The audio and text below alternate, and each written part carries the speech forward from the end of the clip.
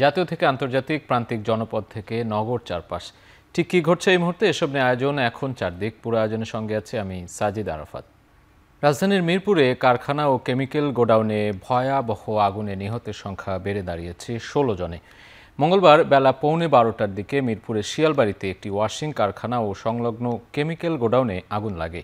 খবর পেয়ে আগুন নিয়ন্ত্রণে যোগ দেয় ফায়ার সার্ভিস। আগুন নেভানোর সাথে চলে উদ্ধার অভিযান। দমকল কর্মীদের সঙ্গে কাজে যোগ দেন সেনাবাহিনী, পুলিশ, র্যাব, বিজিবি, স্থানীয় শিক্ষার্থী ও স্বেচ্ছাসেবীরা। ঘটনাস্থলে ছুটে আসেন নিখোঁজ শ্রমিকদের স্বজনরা। তাদের আহাজারিতে ভারী হয়ে ওঠে পুরো এলাকা। এদিকে আলামত সংগ্রহে কাজ করছে সিআইডির ক্রাইম সিন ও কেমিক্যাল ল্যাব বিশেষজ্ঞ দল। কেমিক্যাল দুর্ঘটনা কিন্তু ফেস করতে হয় একটু সময় নিয়ে, কিছু প্রোটোকল আছে, সেগুলো আমরা মেনে চলতেছি সময় দিয়ে। এটা হয়তো কয়েকদিন সময় লাগতে পারে। এটা কালকে সকালে আমরা আমাদের একটা বুয়েটের প্রতিনিধি দলও আনবো, ওনাদের মাধ্যমেও আমরা ব্যাপারটা দেখে আমরা ফার্দার সিদ্ধান্তগুলি নিব। বাট এখন যে অবস্থায় আছে, এটা আমি যেটা বলবো, আমাদের জন্য আপাতত দৃষ্টিতে নিরাপদ মনে হলেও আমাদেরকে সতর্ক থাকতে হবে। দর্শক, দুর্ঘটনাস্থল পরিদর্শন শেষে এই মুহূর্তে কথা বলছেন বিএনপি নেতা রুহুল কবির রিজভী। সরাসরি চলে যাচ্ছে সেখানে। সুষ্ঠু তদন্তের মাধ্যমে যারা দায়ী তাদের বিচার দাবি করছি, এবং অবশ্যই এই যে ঘটনাগুলো বারবার ঘটছে, পুনরাবৃত্তি হচ্ছে, এগুলো জবাবদিহিতার আওতায় নিয়ে এসে যাতে আর কেউ কোনোদিন কোনো নেগলিজেন্সের জন্য, কোনো অবহেলার কারণে যেন আর কোনো মানুষের জীবন না যায়। এই বিভিন্ন গ্রামান্তর থেকে চাকরির সন্ধানে নিজের পরিবারকে বাঁচানোর জন্য যারা ছুটে এসে এখানে চাকরির জন্য এসেছিলেন, তারা কোথায় তাদের চাকরি, কোথায় তাদের পরিবারের ভরণ পোষণ, সব কিছুকে বিসর্জন দিয়ে তারা আজকে পৃথিবী থেকে চলে গেল। তাই বন্ধুরা আমার, আমি আপনাদের সামনে আজকে এখানে এসেছি বাংলাদেশ জাতীয়তাবাদী দলের পক্ষ থেকে, দলের ভারপ্রাপ্ত চেয়ারম্যান জনাব তারেক রহমানের পক্ষ থেকে। তিনি এই ঘটনা শুনেই সাথে সাথে শোক বাণী তিনি দিয়েছেন, এবং তিনি আমাকে বলেছেন অকুস্থলে চলে যাওয়ার জন্য। ইতিমধ্যে আমি আগেই বলেছি, ক্রীড়াবিদ আমিনুল আমাকে খবর দেওয়ার সাথে এখানে এসেছি। আমি এই হতাহত পরিবারের তাদের শোক, তাদের বেদনার সাথে আমি সহমর্মিতা জ্ঞাপন করছি, এবং সরকারের প্রতি আহ্বান জানাচ্ছি, আর কতদিন এই কেমিক্যাল কারখানা, বিভিন্ন প্লাজা ধ্বংস হয়ে আমরা শুধু মানুষের মৃত্যুর মিছিল এবং মৃত্যুর লাশ আমরা গুনব। এটার অবসান হওয়া উচিত। সরকারের এমন পদ্ধতি নেওয়া উচিত, এমন ব্যবস্থা নেওয়া উচিত যাতে কোনো অবহেলার কারণে কারো যাতে জীবন না যায়। যাই হোক, আমি যারা আজকে এই হতাহতের ঘটনায় যারা পৃথিবী থেকে চলে গেছেন, যারা নিহত হয়েছেন, তাদের আত্মার মাগফিরাত কামনা করছি, এবং যারা আহত হয়েছেন তাদেরকে আমি সমবেদনা জানাচ্ছি এবং তাদের দ্রুত সুস্থতা কামনা করছি, এবং তাদের হতাহতদের প্রতি যারা নিহত হয়েছেন তাদের আত্মার শান্তি কামনা করেছেন, মাগফিরাত কামনা করেছেন আমাদের দলের ভারপ্রাপ্ত চেয়ারম্যান, এবং যারা আহত হয়েছেন তাদের সুস্থতা কামনা করেছেন, এবং যাতে তারা খুব দ্রুতই সুস্থ হয়ে এই জনজীবনের মধ্যে তারা চলে আসতে পারে। আপনাদের সকলকে ধন্যবাদ। খুদা হাফেজ। রাজধানীর মিরপুরের শিয়ালবাড়িতে একটি পোশাক কারখানা ও রাসায়নিকের গুদামে আগুনে 16 জনের মৃত্যুতে গভীর শোক ও দুঃখ প্রকাশ করেছেন প্রধান উপদেষ্টা প্রফেসর মোহাম্মদ ইউনূস। এক শোকবার্তায় প্রধান উপদেষ্টা নিহতদের আত্মার মাগফিরাত কামনা করেন এবং শোক সন্তপ্ত পরিবারগুলোর প্রতি গভীর সমবেদনা জানান। তিনি বলেন, এই শোকের সময়ে ক্ষতিগ্রস্ত পরিবারের পাশে আছে সরকার। সংশ্লিষ্ট কর্তৃপক্ষকে এই দুর্ঘটনার কারণ অনুসন্ধান ও প্রয়োজনীয় সহায়তা প্রদানের নির্দেশ দেন প্রধান উপদেষ্টা।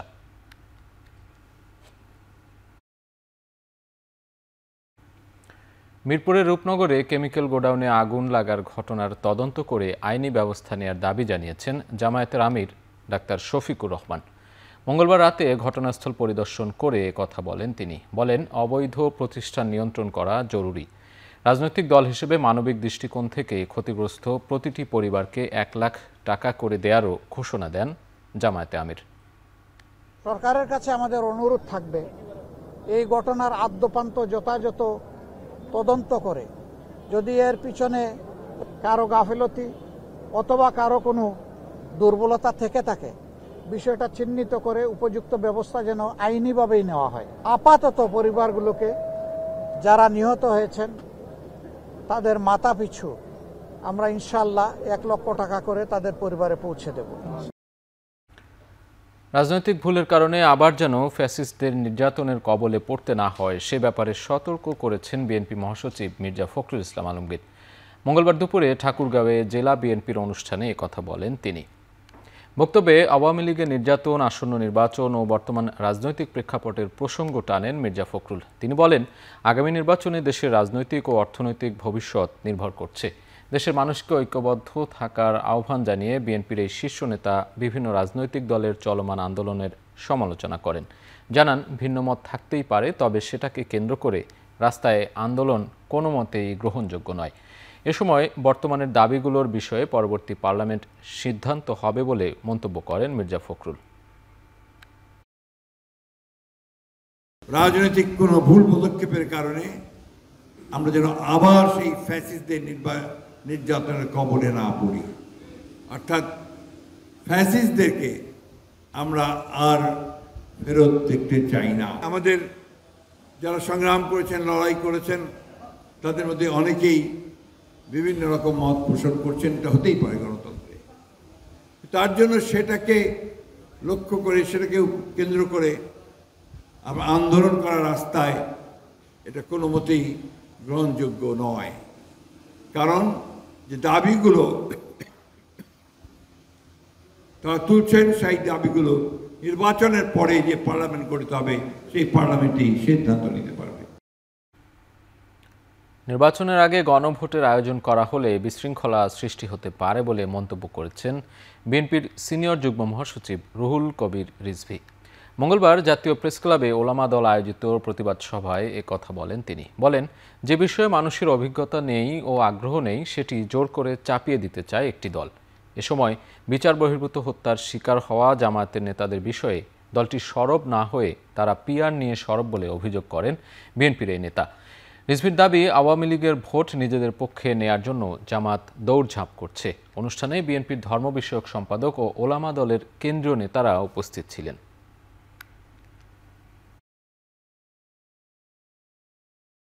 যেদিন পার্লামেন্ট নির্বাচন সেদিনই গণভোট হবে, তাহলে আপনার কি হবে?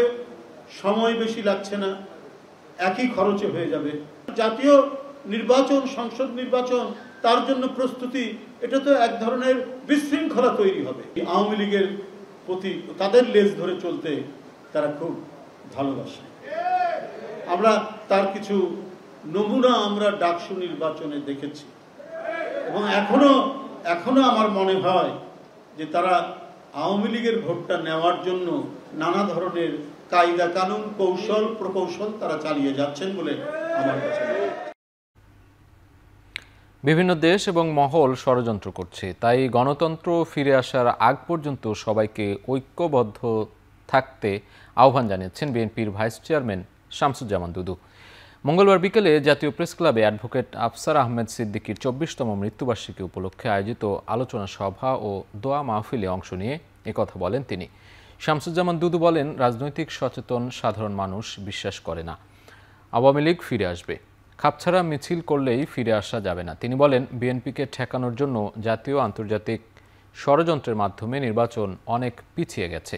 তবে নির্বাচন যখনই হোক বিএনপির ভূমিধস বিজয় হবে।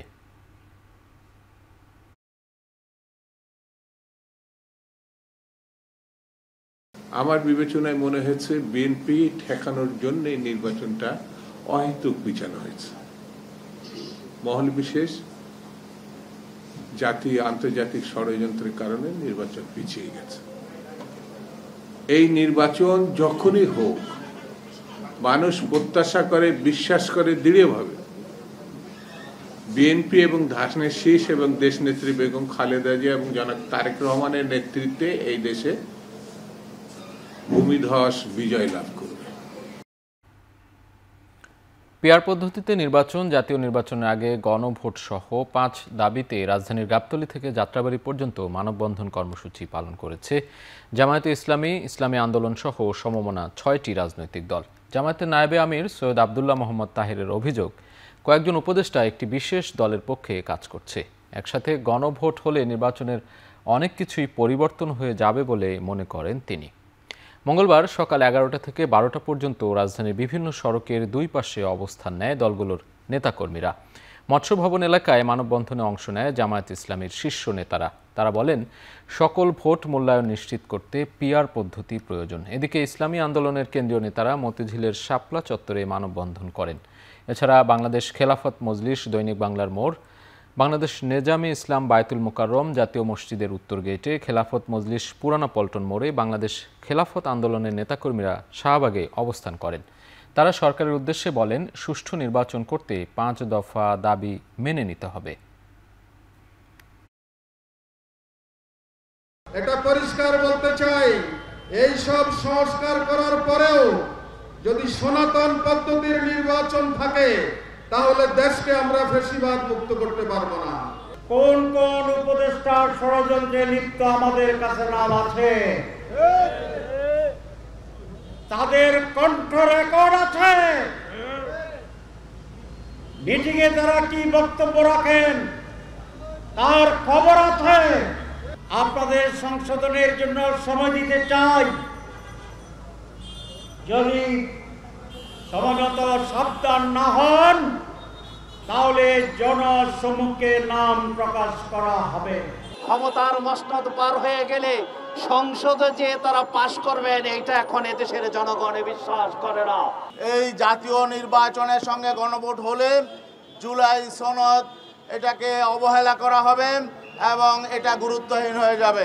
এই আগের ভোট যেভাবে হয়েছে এভাবে হওয়ার চেষ্টা করা হবে। এটা জাতি মেনে নেবে না, আমরা মেনে নেব না। পিআর পদ্ধতি ও জুলাই সনদের ভিত্তিতে ফেব্রুয়ারিতে জাতীয় নির্বাচন সহ 5 দফা দাবিতে দেশের বিভিন্ন জেলায় মানববন্ধন করেছে জামায়াত ইসলামী। মঙ্গলবার সকালে ময়মনসিংহ প্রেস ক্লাবের সামনে ব্যানার ফেস্টুন নিয়ে মানববন্ধনে অংশ নেন জামায়াতের নেতাকর্মীরা। এ সময় বক্তারা বলেন, জনগণের মতামতকে শ্রদ্ধা করে অবিলম্বে জামায়াতের 5 দফা দাবি মেনে নিয়ে নির্বাচন দিতে হবে। এছাড়া পিআর পদ্ধতি ছাড়া নির্বাচন হলে ফ্যাসিবাদ ফিরে আসবে বলে জানান তারা।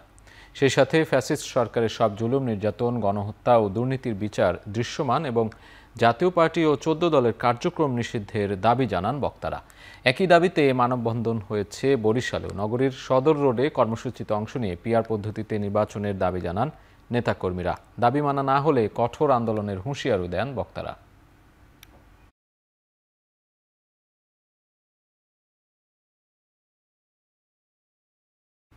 এনসিপিকে শাপলা প্রতীক দেওয়ার সুযোগ নেই বলে জানিয়েছেন নির্বাচন কমিশন সচিব আক্তার হোসেন। মঙ্গলবার দুপুরে আগারগাঁওয়ে নির্বাচন কমিশন ভবনে সংবাদ সম্মেলনে কথা বলেন তিনি।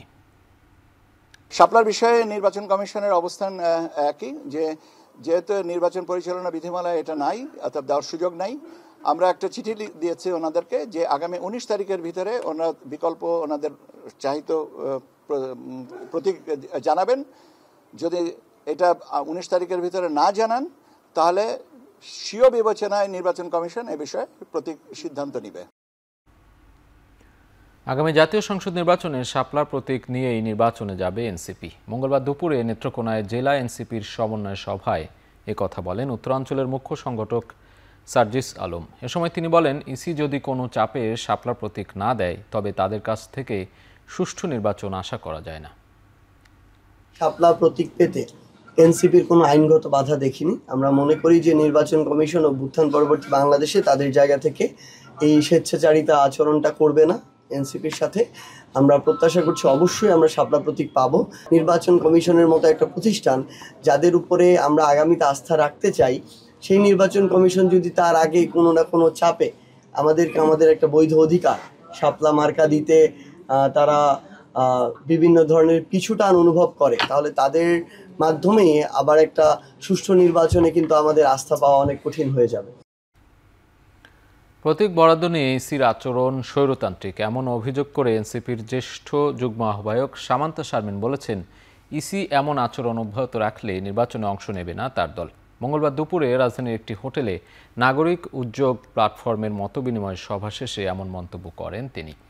সামান্তার অভিযোগ, উপদেষ্টারা জনগুরুত্বপূর্ণ সমস্যা সমাধানে এনসিপির পরামর্শ প্রাধান্য না দিয়ে বিএনপি ও জামায়াতের সুপারিশকে প্রাধান্য দিচ্ছে।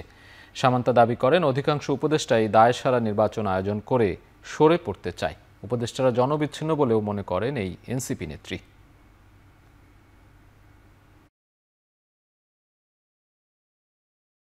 এই নির্বাচন কমিশন আসলে প্রথম থেকেই বায়াসড এবং এখন আরও বেশি তার বায়াসনেস প্রকট হয়েছে। এটা শুধু এনসিপির কাছে ক্লিয়ার, এটা আমি মনে করি না, এটা জনগণের কাছেও ক্লিয়ার। সো এনসিপি শাপলা প্রতীক যদি না হয়, তাহলে যদি তাদেরকে বঞ্চিত করা হয় এখান থেকে, এই ক্ষেত্রে যদি স্বৈরতন্ত্রের ভূমিকা আমরা দেখি, তাহলে অবশ্যই আমরা এই নির্বাচনে অংশগ্রহণ করব না। হয়রানি কমাতে জামিন হওয়ার পর এক ক্লিকেই সেই জামিন আদেশ কারাগারে চলে যাবে বলে জানিয়েছেন আইন উপদেষ্টা আসিফ নজরুল। সকালে হাইকোর্টে এক অনুষ্ঠানে এই ঘোষণা দেন তিনি। বলেন, বিচার বিভাগের আলাদা সচিবালয় অন্তর্বর্তী সরকারি সময়ই হবে। মঙ্গলবার সকালে হাইকোর্টে এক অনুষ্ঠানে তিনি এই ঘোষণা দেন, যেখানে আইন উপদেষ্টা বলেন, এখন থেকে জামিন হওয়ার সঙ্গে সঙ্গে সেই আদেশ চলে যাবে কারাগারে। এর আগে 12 ধাপে কারাগারে বেইল বন্ড যেত, এখন থেকে বেইল বন্ড অনলাইনে যাবে। সাধারণত মানুষের হয়রানি কমাতে এ উদ্যোগ নেওয়া হয়েছে। তিনি আরও বলেন, বিচার বিভাগের পৃথক সচিবালয়ে অন্তর্বর্তী সরকারের সময়ই হবে। জানান, গুমের আইন, দুদক আইন, হিউম্যান রাইটস আইন আগামী কয়েক সপ্তাহের মধ্যে সম্পন্ন হবে।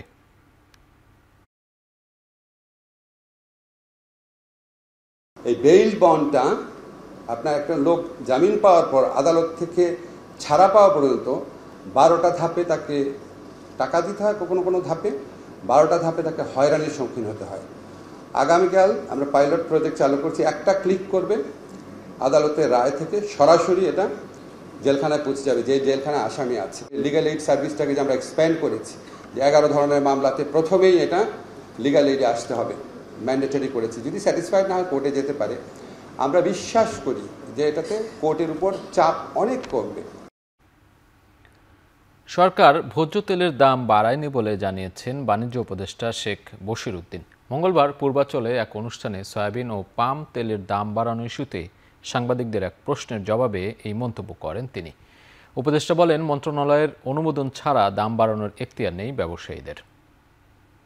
প্রথম কথা হচ্ছে যে বাণিজ্য মন্ত্রণালয় থেকে তেলের দাম বাড়ানো হয়নি, এটা আমি স্পষ্ট করে আপনাদেরকে মাধ্যমে দেশবাসীকে জানিয়ে দিচ্ছি। আমি আইসিএমএবি এবং ইনস্টিটিউট অফ চার্টার্ড অ্যাকাউন্টেন্ট ওনাদেরকে স্বতন্ত্রভাবে এটাকে বিশ্লেষণ করার জন্য দিয়েছি। এই রিপোর্টের একটা খসড়া রিপোর্ট আইসিএমএবি থেকে গতকাল আমার হাতে এসে পড়ছে এবং ইনস্টিটিউট অফ চার্টার্ড অ্যাকাউন্টেন্ট থেকে রিপোর্টটা এখনো আসেনি। তো এই মধ্য অবস্থায় তেলের দাম বাড়ানো বা এই বিষয়ে সিদ্ধান্ত গ্রহণের কোনো অবকাশ নেই। ইতালিতে প্রধান উপদেষ্টা ডক্টর মোহাম্মদ ইউনূসের সঙ্গে সাক্ষাৎ করেছেন দেশটিতে বসবাসরত বাংলাদেশি কমিউনিটির নেতারা। এ সময় তাদের সহায়তা দেওয়ার জন্য রোমের মেয়রের সাথে সাক্ষাতের প্রসঙ্গটি আলাপচারিতায় তুলে ধরেন প্রধান উপদেষ্টা। তিনি বলেন, এখানকার প্রবাসীরা ইতালি ও বাংলাদেশের অর্থনীতিতে গুরুত্বপূর্ণ অবদান রাখছেন। উনিও দুঃখের কথা বলে আমরা খুব সম্মান করি বাংলাদেশি যারা আছেন, তারা ইতালির জন্য অত্যন্ত গুরুত্বপূর্ণ। এটা এমন না যে আমরা তাদের থেকে নিষ্কৃতি পেলে বাঁচি, ওটা আমাদের না, আমরা তাদের রাখতে চাই। এটা সম্বন্ধে পরিষ্কার যে আমরা তাদের রাখতে চাই, সম্মানের সঙ্গে রাখতে চাই। কিন্তু কতগুলো সমস্যা আছে। ভেজাল, এই বাংলাদেশ যেখানে যাচ্ছে ভেজালের একটা সৃষ্টি করছে বলে এইটার থেকে আমরা বাঁচতে পারতেছি না। বাংলাদেশকে গভীর সমুদ্রে মাছ ধরার শিল্প উন্নয়ন এবং ফল রপ্তানি বৃদ্ধিতে সহায়তা অব্যাহত রাখার আশ্বাস দিয়েছেন জাতিসংঘের খাদ্য ও কৃষি সংস্থা FAO এর মহাপরিচালক ডক্টর কু দং ইউ। রোমে FAO সদর দফতরে বিশ্ব খাদ্য ফোরাম ও সংস্থার 80 বছর পূর্তি অনুষ্ঠানের ফাঁকে ডক্টর ইউনূসের সঙ্গে বৈঠকে এ আশ্বাস দেন ডক্টর কু। বাংলাদেশের আম, কাঁঠাল ও পেয়ারা রপ্তানিতে চীনের আগ্রহ রয়েছে বলেও জানান তিনি। বৈঠকে অধ্যাপক ইউনূস গভীর সমুদ্রে মাছ ধরা, ফল সংরক্ষণ ও রপ্তানি এবং কৃষি পণ্যের উৎপাদন পরবর্তী ব্যবস্থাপনা উন্নয়নে সহযোগিতা চান। খাদ্য উপদেষ্টা আলী ইমাম মজুমদার, মৎস্য ও প্রাণী সম্পদ উপদেষ্টা ফরিদা আক্তার এ সময় উপস্থিত ছিলেন।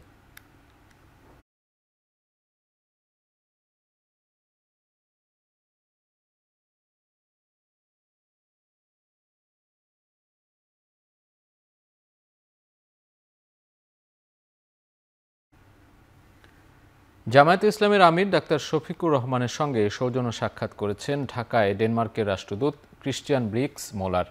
রাজধানীর বসুন্ধরায় জামায়াত আমিরের কার্যালয়ে এ বৈঠক হয়। বৈঠকে বাংলাদেশের আসন্ন জাতীয় নির্বাচনকে অত্যন্ত গুরুত্বপূর্ণ বলে উল্লেখ করেন উভয় পক্ষ। নির্বাচন যাতে অবাধ, সুষ্ঠু ও গ্রহণযোগ্যভাবে সম্পন্ন হয় সে লক্ষ্যে ডেনমার্কের সার্বিক সহযোগিতা ও কারিগরি সহায়তা কামনা করা হয়। এছাড়া টেকসই গণতন্ত্র ও গণতান্ত্রিক প্রতিষ্ঠানগুলোর স্বাধীনতা নিশ্চিত করা নিয়ে গঠনমূলক আলোচনাও হয় বৈঠকে। উভয় পক্ষ ভবিষ্যতে বাংলাদেশ ও ডেনমার্কের মধ্যে দ্বিপাক্ষিক ব্যবসা বাণিজ্য, বিনিয়োগ ও অর্থনৈতিক সহযোগিতা আরও জোরদার হবে বলে আশাবাদ ব্যক্ত করেন।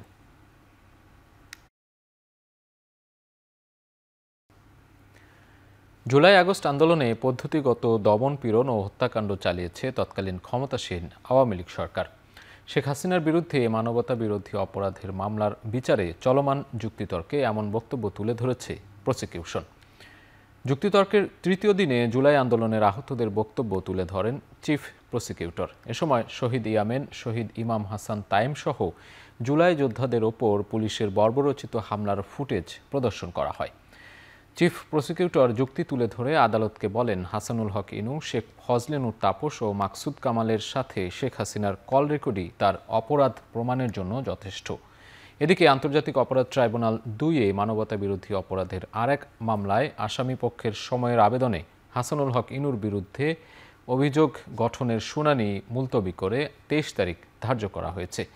একই দিনে আরেক মামলায় আওয়ামী লীগ নেতা হানিফ সহ আরও 4 জনকে আদালতে আত্মসমর্পণের বিজ্ঞপ্তি দিয়ে আদালতে প্রতিবেদন জমা দেওয়ার আদেশ দেওয়া হয়।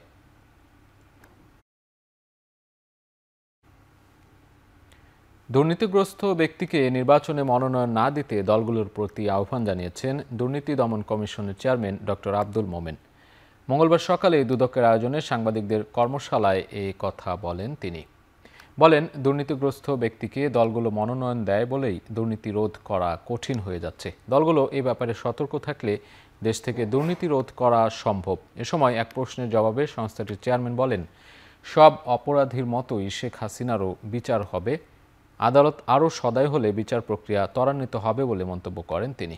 শেখ হাসিনাকে ফিরিয়ে আনার ব্যাপারে ইন্টারপোল থেকে শুরু করে সব সংস্থার সঙ্গে আলোচনা হয়েছে। দ্রুতই তাকে ফিরিয়ে আনা হবে বলে আশা প্রকাশ করেন তিনি।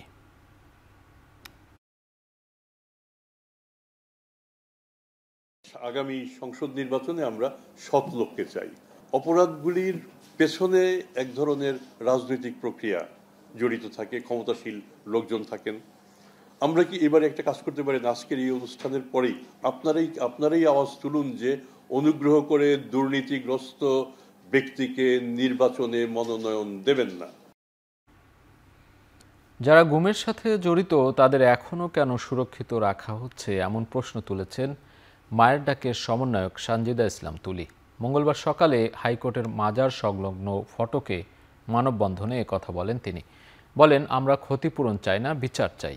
মানববন্ধনে বিগত 15 বছরে বিভিন্ন সময়ে গুম হওয়া ব্যক্তিদের স্বজনরা হতাশা প্রকাশ করে বলেন, গুম কমিশন তালিকা প্রকাশ করলেও বিচারের ব্যাপারে কার্যকর ভূমিকা রাখতে পারেনি। জুলাই হত্যার বিচার শুরু হলেও গুমের বিচার শুরু না হওয়া অত্যন্ত দুঃখজনক বলেও জানান তারা।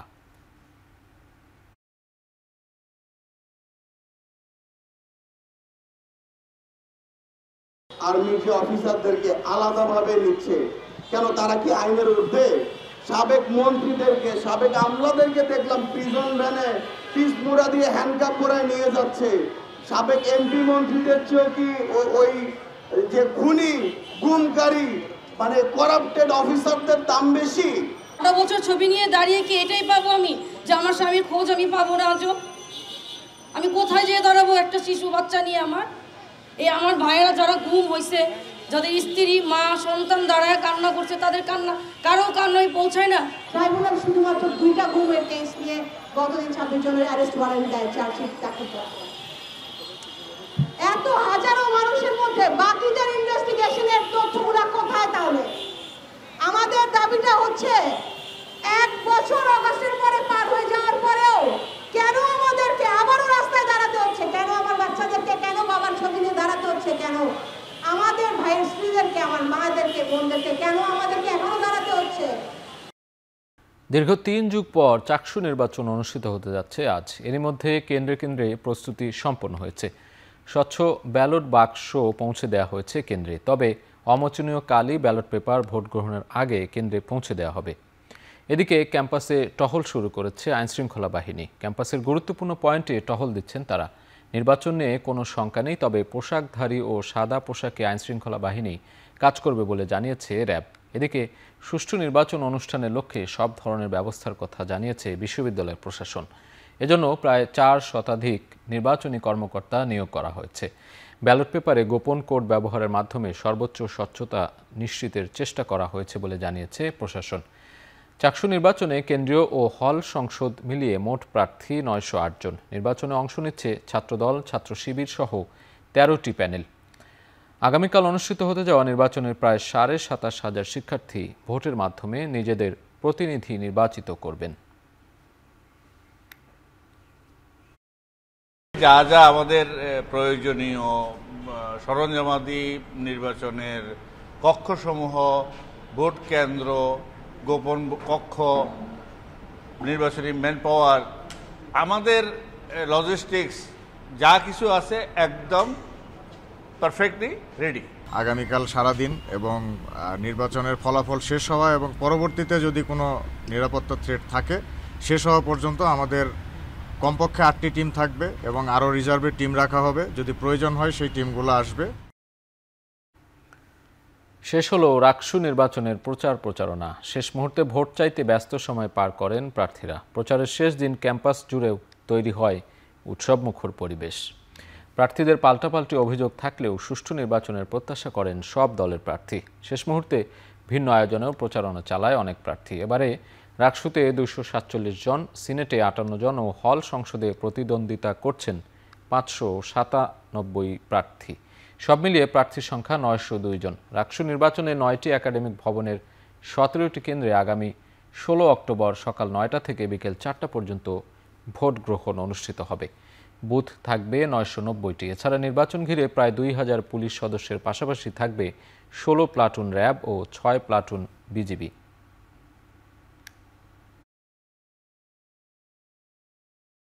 ক্যাম্পাসে এই সৌহার্দ্যপূর্ণ সম্পর্কটা থাকুক আর নির্বাচন সুষ্ঠুভাবে অনুষ্ঠিত হোক। নির্বাচনের পরেও সবার সাথে আমার একটা ভালো সম্পর্ক থাকুক, এটাই চাইব।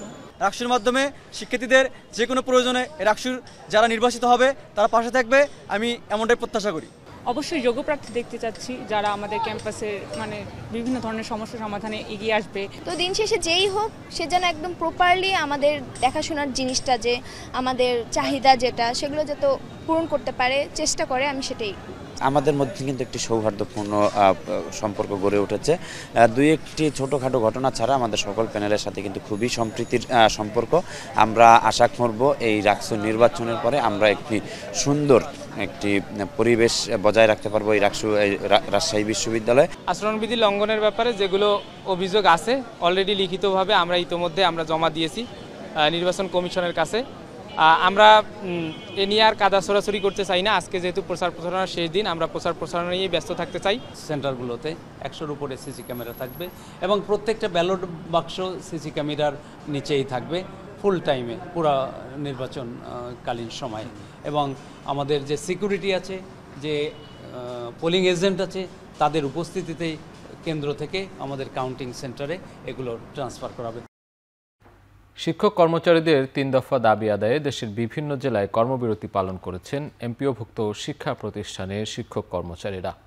মঙ্গলবার দ্বিতীয় দিনের মতো কর্মবিরতি পালন করেন শিক্ষকরা। তারা বলেন, প্রতিশ্রুতি অনুযায়ী বাড়ি ভাড়া 20% বৃদ্ধি, মেডিকেল ভাতা 500 টাকা বাড়ানো ও উৎসব ভাতা বৃদ্ধি করতে হবে। শিক্ষকদের দাবি মেনে নেওয়া না পর্যন্ত আন্দোলন চালিয়ে যাওয়ার হুঁশিয়ারি দেন তারা।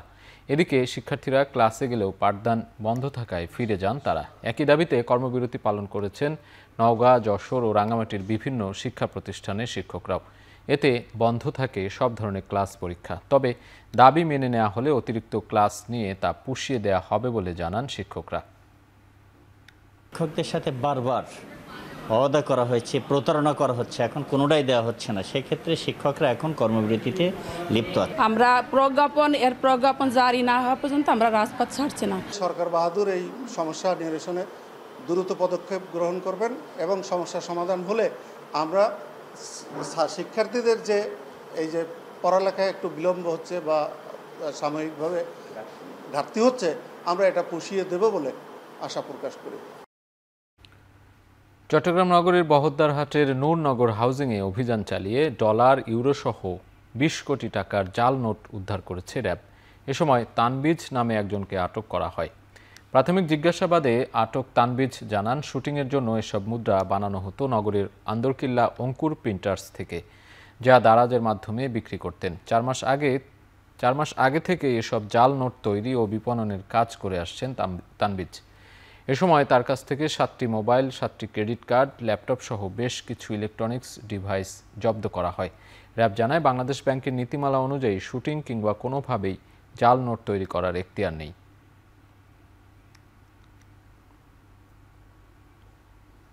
আমরা বাংলাদেশ ব্যাংকের ঊর্ধ্বতন মহোদয়ের সাথে আমরা যোগাযোগ করেছি। শুটিং পারপাস বলতে বাংলাদেশে বর্তমানে কারেন্সি প্রিন্ট করার অথরিটি অ্যাকচুয়ালি কারোরই নেই, সেটা শুটিং পারপাসে বা যে কোনো পারপাসেও।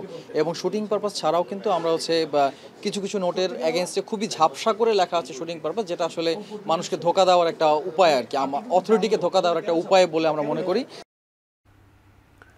চট্টগ্রামের হাটহাজারীর চৌধুরীহাটে দুর্বৃত্তদের ছুরিকাঘাতে ছাত্রদলের এক নেতা নিহত হয়েছেন। মঙ্গলবার সন্ধ্যায় চিকনডন্ডি বাজার এলাকায় ফুলের দোকানে এই ঘটনা ঘটে। নিহত অপি দাস চিকনডন্ডি ইউনিয়ন ছাত্রদলের সভাপতি। এ ঘটনায় হাটহাজারী থানার ওসি জানান, স্থানীয় বাজারের পাশে অপি দাস আড্ডা দিচ্ছিলেন। এ সময় কয়েকজন যুবকের সঙ্গে কথা কাটাকাটি ও হাতাহাতিতে এক পর্যায়ে অপি দাসকে ছুরিকাঘাত করে পালিয়ে যায় সে যুবকরা। বিরোধের বিষয়টি এখনও বলতে পারেননি স্থানীয়রা। এ ঘটনার পর ঘটনাস্থল পরিদর্শন ও আসামি ধরতে অভিযান শুরু করেছে পুলিশ।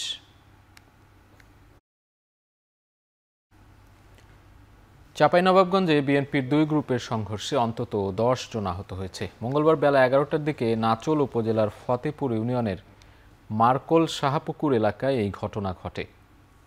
আহতরা সবাই জেলা বিএনপির সাবেক সাংগঠনিক সম্পাদক আব্দুল সালাম তুহিনের সমর্থক। তাদেরকে প্রত্যেকের বাড়ি বাড়ি গিয়ে মারধর ও কুপিয়ে জখম করা হয়। স্থানীয়রা জানায়, গত কয়েকদিন ধরে উত্তেজনা চলছিল স্থানীয় বিএনপি নেতা আব্দুল সালাম তুহিন ও সাবেক এমপি আমিনুল ইসলামের সমর্থকদের মধ্যে। গত 3 দিন আগে আমিনুল ইসলামের বেশ কয়েকজন সমর্থককে মারধর করে অপরপক্ষ। এরই জের ধরে মঙ্গলবার সকালে পাল্টা হামলা করে আমিনুল ইসলামের সমর্থকরা। এতে 10 জন গুরুতর আহত হয়। খবর পেয়ে পুলিশ ঘটনাস্থলে গিয়ে পরিস্থিতি নিয়ন্ত্রণে আনে। আহতদের উদ্ধার করে স্থানীয় বিভিন্ন হাসপাতালে নেওয়া হয়েছে। চুয়াডাঙ্গার দামুরহুড়ায় জমি নিয়ে 2 গ্রুপের সংঘর্ষে জয়নুর নামের এক ব্যক্তি নিহত হয়েছেন। এছাড়া এ ঘটনায় আহত আরও 3 জন। মঙ্গলবার সকালে গোবিনহুন্দা গ্রামের মাঠে এই সংঘর্ষের ঘটনা ঘটে। নিহত ব্যক্তি একই গ্রামের মৃত জরু মণ্ডলের ছেলে। আহতরা হলেন তার 2 ভাই ও ভাইয়ের ছেলে। দীর্ঘদিন ধরে গ্রামের নুরুল হক পেশকার গ্রুপ ও বিল্লা মন্টুর গ্রুপের মধ্যে জমি নিয়ে বিরোধ চলছিল। স্থানীয়রা জানায়, নুরুল হকের গ্রুপের লোকজন দেশীয় অস্ত্র নিয়ে মাসুদ বিল্লা গ্রুপের জয়নুর সহ 4 জনকে গুরুতর জখম করে। পরে আহত 4 জনকে উদ্ধার করে উপজেলা স্বাস্থ্য কমপ্লেক্সে এবং পরে চুয়াডাঙ্গা সদর হাসপাতালে নেওয়া হয়।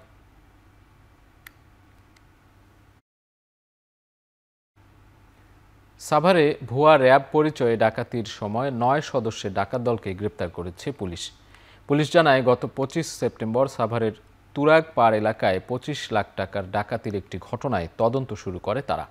পরে বিশেষ অভিযান চালিয়ে গত 2 দিনে সাভারের ফুলবাড়িয়া বাসস্ট্যান্ড এলাকা থেকে 7 জন এবং রাজধানীর কাকরাইল থেকে আরও 2 জনকে গ্রেপ্তার করে ডিবি পুলিশ। এ সময় একটি গাড়ি, খেলনা পিস্তল, র্যাবের পোশাক, walkie-talkie, handcuff, electric shock machine ও 5 লাখ টাকা জব্দ করে পুলিশ।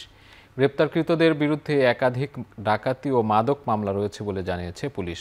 তাদের বিরুদ্ধে 7 দিনের রিমান্ড আবেদন করে আদালতে পাঠানো হয়েছে।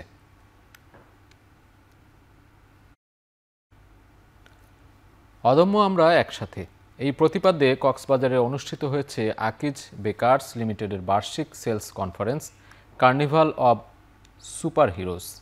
কনফারেন্সে উপস্থিত ছিলেন ম্যানেজিং ডিরেক্টর শেখ জামিল উদ্দিন ও sales director doctor Rezwan Afroz Sarani সহ ঊর্ধ্বতন কর্মকর্তারা।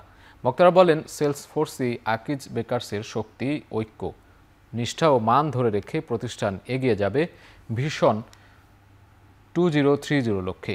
এই ধারায় দেশের অন্যতম বিশ্বস্ত ও মানসম্মত খাদ্যপণ্য ব্র্যান্ডে পরিণত হয়েছে আকিজ বেকার্স।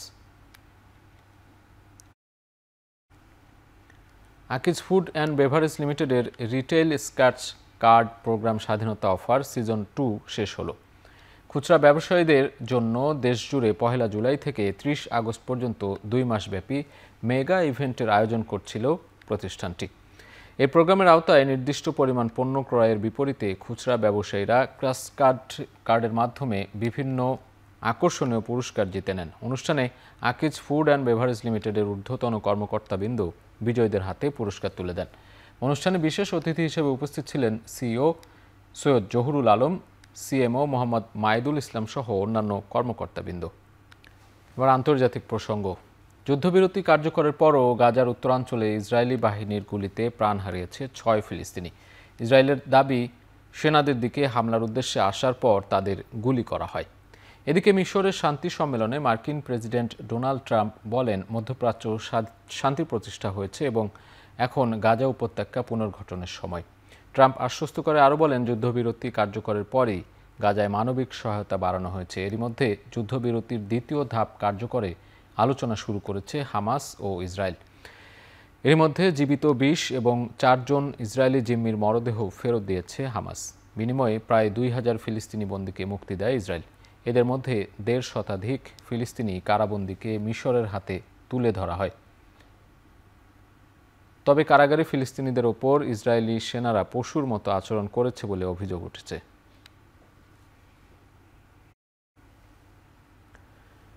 এর আগে একাধিকবার যুদ্ধ থামিয়ে স্বর্গ যাওয়ার প্রত্যাশা জানালেও গাজায় শান্তি চুক্তির পর ভোল পাল্টেছেন মার্কিন প্রেসিডেন্ট। মন্তব্য করেছেন, স্বর্গে যাওয়ার যোগ্য নন তিনি। সোমবার আন্তর্জাতিক গণমাধ্যমে ট্রাম্পের এই বক্তব্য প্রকাশ পেলেও মূলত ইসরায়েলের উদ্দেশ্যে রওনা দেওয়ার আগে বিমানের সাংবাদিকদের এক প্রশ্নের জবাবে এমন রসিকতা করেছেন মার্কিন প্রেসিডেন্ট। তবে নিজ উদ্যোগে বহু মানুষের জীবন সহজ করে দিয়েছেন বলে দাবি করেন ট্রাম্প। আরও বলেন, 2020-এর নির্বাচনে জালিয়াতি না হলে তিনিই প্রেসিডেন্ট নির্বাচিত হতেন, আর এমনটা হলে কোনোভাবেই রাশিয়া ও ইউক্রেনকে সংঘাতে জড়াতে দিতেন না মার্কিন প্রেসিডেন্ট। রাশিয়া ইউক্রেন যুদ্ধ বন্ধে ভূমিকা রাখতে পারেন তুরস্কের প্রেসিডেন্ট রিসেপ তাইয়েপ এরদোয়ান। সোমবার মিশরের শান্তি সম্মেলন শেষে হোয়াইট হাউসের যাওয়ার সময় এয়ারফোর্স ওয়ানে সাংবাদিকদের সঙ্গে কথা বলার সময় কথা জানান মার্কিন প্রেসিডেন্ট ডোনাল্ড ট্রাম্প। ট্রাম্প জানান, রুশ নেতৃত্বের কাছে দারুণ গ্রহণযোগ্যতা রয়েছে এরদোয়ানের, তারা তাকে সম্মান করে। রয়টার্স জানায়, গেল সপ্তাহে রাশিয়ার প্রেসিডেন্ট ভ্লাদিমির পুতিনের সঙ্গে ফোনে কথা বলেন এরদোয়ান, যেখানে ইউক্রেন যুদ্ধের ন্যায়সঙ্গত ও স্থায়ী সমাধানের জন্য কূটনৈতিক প্রচেষ্টার ওপর গুরুত্ব আরোপ করেন তুর্কি প্রেসিডেন্ট। এদিকে শুক্রবার ওয়াশিংটনে ডোনাল্ড ট্রাম্পের সঙ্গে সাক্ষাৎ করতে পারেন ইউক্রেনের প্রেসিডেন্ট ভলোদিমির জেলেনস্কি। সামাজিক যোগাযোগ মাধ্যমে দেয়া এক বার্তায় জেলেনস্কি জানান, ইউক্রেনের বিমান প্রতিরক্ষা ও দীর্ঘমেয়াদী শান্তি নিশ্চিতের লক্ষ্যে রাশিয়াকে চাপে ফেলতে সফরের সময় যুক্তরাষ্ট্রের প্রতিরক্ষা সংস্থাগুলোর সঙ্গেও বৈঠক করবেন তিনি। জেনজিদের বিক্ষোভের মুখে দেশ ছেড়ে পালিয়েছেন মাদাগাস্কারের প্রেসিডেন্ট আন্দ্রি রাজোয়েলিনা। নিজের অবস্থান স্পষ্ট না করলেও জীবন বাঁচাতে নিরাপদ স্থানে আছেন বলে জানান তিনি। ফেসবুকে দেয়া এক ভিডিও বার্তায় রাজোয়েলিনা অভিযোগ করেন, সামরিক বাহিনী ও কিছু রাজনীতিবিদ তাকে হত্যার চেষ্টা করেছে। এদিকে দেশটির সরকারি কর্মকর্তাদের দাবি, তিনি ফ্রান্সের একটি বিমানে করে পালিয়েছেন। যদিও এই বিষয়ে স্পষ্ট করে কিছু জানাননি ফরাসি সরকার। মূলত বিদ্যুৎ ও পানির সংকট নিয়ে গেল 25 সেপ্টেম্বর শুরু হওয়া বিক্ষোভ রূপ নেয় সরকার বিরোধী আন্দোলনে। মাত্র 3 সপ্তাহের মাথায় পতন ঘটে মাদাগাস্কার সরকারের।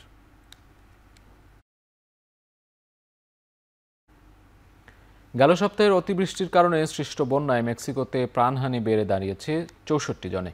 এখনও সন্ধান মেলেনি আরও 65 বাসিন্দার। মেক্সিকান সরকার জানিয়েছে, অতিবৃষ্টির কারণে গালফ উপকূল ও মধ্যাঞ্চলে বন্যা ও ভূমিধসের কারণেই ব্যাপক প্রাণহানির ঘটনা ঘটেছে। দেশটির আবহাওয়া অফিস জানায়, বর্ষা মৌসুমের শেষ দিকে একটি অপ্রত্যাশিত নিম্নচাপ দেখা যায়। কয়েক মাসের টানা বৃষ্টিতে মেক্সিকান নদীগুলো এমনিতেই ভরা ছিল। নিম্নচাপের কারণে নদীগুলোর পানি বেড়ে লোকালয়ে চলে আসে। বন্যা পরিস্থিতি মোকাবেলা, সংস্কার ও উদ্ধার অভিযান জোরদার করতে মন্ত্রিসভার সদস্যদের সঙ্গে জরুরি বৈঠকের ঘোষণা দিয়েছেন মেক্সিকোর প্রেসিডেন্ট ক্লোডিয়া শেনবাউম। ক্ষতিগ্রস্ত 1 লাখ বসতবাড়ি মেরামতে দেয়া হবে সরকারি প্রণোদনাও। তবে অন্তত 5টি অঙ্গরাজ্যে বিচ্ছিন্ন হয়ে যাওয়া বিদ্যুৎ সংযোগ আবারও মেরামত করা হয়েছে। পানিবাহিত রোগ ও ডেঙ্গু প্রতিরোধ জোর দিচ্ছে স্থানীয় প্রশাসন। ভারতের 3টি কাশির সিরাপের ওপর সতর্ক বার্তা দিয়েছে বিশ্ব স্বাস্থ্য সংস্থা WHO। ওষুধগুলোতে অনুমোদিত মাত্রার চেয়ে বেশি পরিমাণে ডায়াথিলিন গ্লাইকোলের উপস্থিতির কারণে এই সতর্কবার্তা বলে জানায় সংস্থাটি। শ্রেশান ফার্মাসিউটিক্যালস এর তৈরি কোল্ডরিফ, রেডনেস্ক ফার্মার তৈরি রেসপি ফরেস্ট টিয়ার ও শেপ ফার্মার তৈরি সিরাপ রিলাইফ রয়েছে WHOর সতর্ক তালিকায়। এগুলো সেবনে শিশুদের শারীরিক জটিলতা সহ জীবন ঝুঁকিপূর্ণ বলে জানায় WHO। এদিকে বিশ্ব স্বাস্থ্য সংস্থার কাছে পাঠানো বার্তায় ভারতের স্বাস্থ্য মন্ত্রণালয় ও কেন্দ্রীয় ওষুধ মান নিয়ন্ত্রণ অধিদপ্তর জানায়, কোল্ডরিফ নামে একটি সিরাপে ডাইথিলিন গ্লাইকলের পরিমাণ অনুমোদিত সীমার চেয়ে 500 গুণ বেশি ছিল, যেটি সেবনে অন্তত 22 জন শিশু মারা যায়। তবে কেন্দ্রীয় ওষুধ মান নিয়ন্ত্রণ অধিদপ্তরের দাবি, এ ধরনের কোনো ওষুধ ভারত থেকে রপ্তানি করা হয়নি। শুক্রবার যুক্তরাষ্ট্রের খাদ্য ও ওষুধ প্রশাসন অধিদপ্তর নিশ্চিত করে এই বিষাক্ত সিরাপগুলো ভারতে আসেনি। প্রতিপক্ষের মাঠে হাজার হাজার দর্শকের সামনে খেলে ড্র করাটাই বড় বলে মনে করেন forward Rakib Hossain. Asian cup বাছাই পর্বে হংকং চায়নার বিপক্ষে 1-1 গোলে ড্রয়ের পর সংবাদ সম্মেলনে রাকিব আরও বলেন, দল এবার না পারলেও ভবিষ্যতে নিজেদের সক্ষমতা দেখাবে। মার্ক বলেন এবং ওদের 45,000 দর্শকের ভিতরে খেলাটা আসলে সহজ না আমি মনে করি। তো আমরা এটা ম্যানেজ করতে পারছি, তো খুব ভালো লাগতেছে। এখন টিম ইমপ্রুভ করতেছে, তো সামনে আরো ভালো কিছু হবে। কমলাপুর স্টেডিয়াম ও বাফুফে সংলগ্ন মাঠে একই দিন উদ্বোধন হলো অ্যাস্ট্রো টার্ফ। মঙ্গলবার সকালে কমলাপুরের টার্ফ উদ্বোধন করেন যুব ও ক্রীড়া উপদেষ্টা আসিফ মাহমুদ সজীব ভুঁইয়া। ফিফার অর্থায়নে প্রায় 16 কোটি টাকা ব্যয়ে বসানো হয়েছে নতুন দুটি টার্ফ। বাফুফে ও গ্রিনফিল্ড নামের একটি প্রতিষ্ঠানের সমন্বয়ে টার্ফের তদারকি চলবে। আগামী ডিসেম্বরের মধ্যেই শেষ হবে কমলাপুর স্টেডিয়ামের সংস্কার কাজ।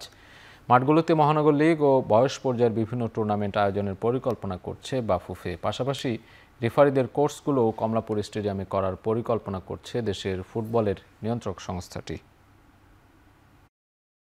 বাফুফে ফিফার অর্থায়নে একটা এক্সেলেন্স সেন্টার করার বিষয়ে কাজ করে যাচ্ছিল। ইতিমধ্যে আমরা রামুতে একটা জায়গা কনফার্ম করেছি, 15 একর জায়গা, যেটা আমরা বাফুফেকে দিব এবং সেখানে অদূর ভবিষ্যতে আমাদের একটা এক্সেলেন্স সেন্টার থাকবে ডেডিকেটেড ফর ফুটবল।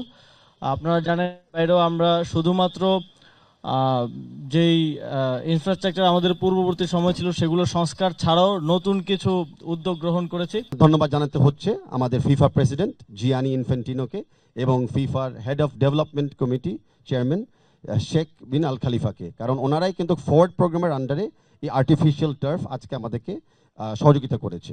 এই আর্টিফিশিয়াল টার্ফের নিচে কিন্তু 3 ফিট বেস আছে, যেন ভবিষ্যতে বৃষ্টি পড়লে পানি জমে না থাকে। শেষ করছি এখন চারদিক। এখন টেলিভিশন ওয়েবসাইটে দেখতে ভিজিট করুন www.ekhon.tv। ফেসবুকে দেখতে পারেন facebook.com/tv.ekhon। এছাড়া ইউটিউবে দেখতে ভিজিট করুন youtube.com/c/ekhontv।